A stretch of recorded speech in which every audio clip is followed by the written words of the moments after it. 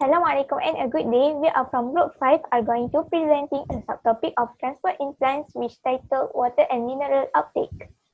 Group 5 are consists of 4 members which are Atifah, Azia, Aina and me, Nabila. There are 2 learning outcomes for this topic. Firstly, choose the correct order of mineral uptake across the plasma membrane within a plant cell wall. Secondly, describe the mutualistic relationship that assists plants in acquiring nutrients from the soil. Without further ado, let's dive right into this topic. Okay, there are 2 main ways water and dissolved minerals can enter a root. Firstly, enter via porous cell wall. In pathway A, water weaves its way in between cells, diffusing from the cell wall of one cell to adjacent cells. The entry of water past the cell wall is blocked at the Casparian strip. What is Casparian strip? Casparian strip is a waxy layer that surrounds endodermal cells. The second way is enter root hairs and move from cell to cell. In pathway B, water travels from the plasma membrane to other plasma membrane connected by openings called plasmodesmata. Regardless of the pathway, water enters root cells when osmotic pressure in the root tissue is lower than the soil solution. That is to say, if there is more water outside the root and less water inside the root, then water moves in by osmosis, causing osmotic pressure. Okay, that's all from me. I will pass to the next presenter. Thank you.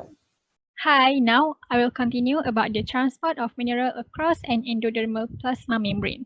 Now, I will tell you guys, compared to passive movement of water, actually minerals can be taken up by passive or active transport.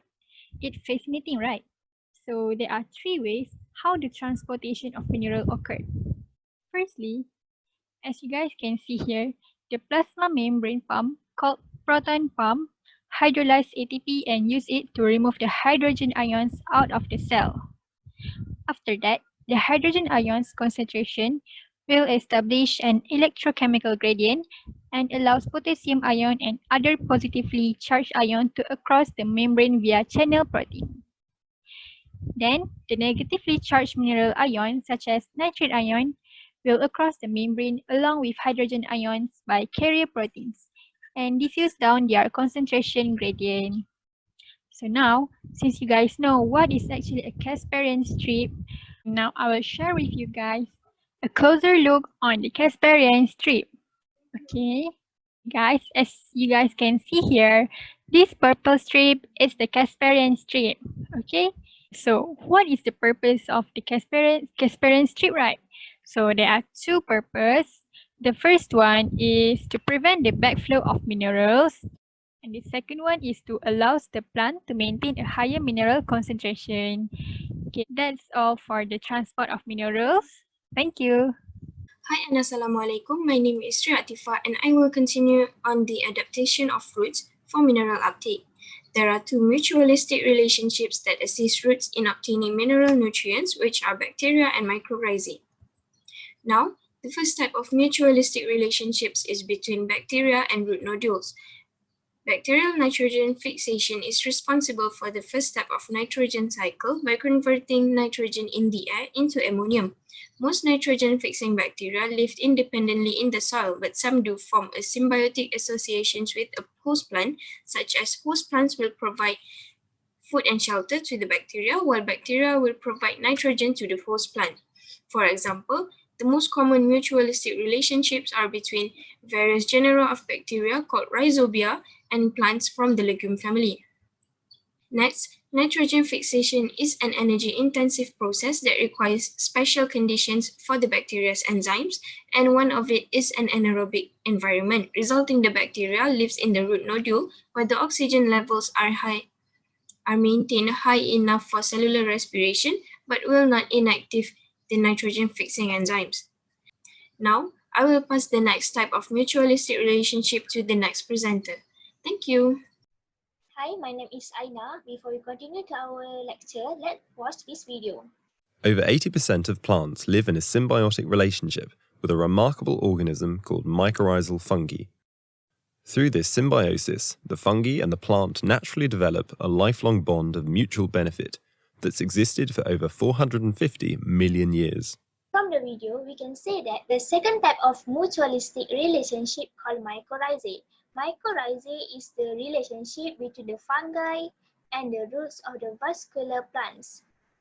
Only a small minority of plants do not have mycorrhizae, and these plants are most often limited as to the environment in which they can grow. Next, the fungus increases the surface area available for mineral and water uptake and breaks down the organic matters in the soil. Then, it will releasing the nutrients and the plants can use it. In return, the root finishes the fungus with sugars and amino acids. Mycorrhizal fungi and a plant's root system. First, the spore of mycorrhizal fungi germinate in the soil and make their way to the nearest roots. The roots are then colonized by the fungi, and mycorrhiza are established. The fungi penetrate the root and create an internal network of fungal structures inside the root cells, where the plant and mycorrhizae exchange sugars and nutrients. Finally, the hyphae continue to develop outside the roots, forming an extended network of fine filaments, which cover up to 700 times more soil area than the plant's own roots. This secondary root system draws in extra beneficial nutrients and water, supporting a plant or tree for its entire life. So we can see that the plants are extremely dependent on mycorrhizae. So from the diagram, we can see that plant growth is better when mycorrhizae are present. So that's all from me. Thank you. Assalamualaikum and a very good day to all. Firstly, I'd like to thank Madam Ika for joining us on this interview. And we would like to ask you 2 questions, and I now will ask you the first one. Okay. Okay, so here is the first question that we would like to ask you. Undoubtedly, for plants to grow well, nutrients are essential to the plants. Fertilizers are used by the farmers to provide nutrients to plants. Is there any legislation that regulates the use of fertilizer? Okay, thank you very much actually to all for inviting me for the interview session. Yes, of course, we have regulations on not only on the use of fertilizers to plants, but also on selling and also marketing of fertilizers. And Department of Agriculture is now in the midst of drafting the fertilizers bill and should be finalized soon. And the bill is expected to table in Parliament this year. So there are regulations that will assist in the use, not only in the use of fertilizers, but also on the selling and marketing of fertilizers. Thank you for your response, Madam Ika. That is useful information for us to choose the right fertilizers to start plants. So now, Nabila will ask you the next questions. Thank you. All right.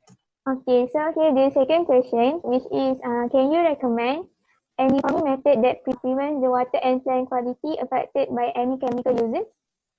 Okay, the suitable farming method that will ensure the quality of water and plant, actually not only on the quality of water and plant, but also to environment and human, is organic farming, which aims the human health without any harm to the environment.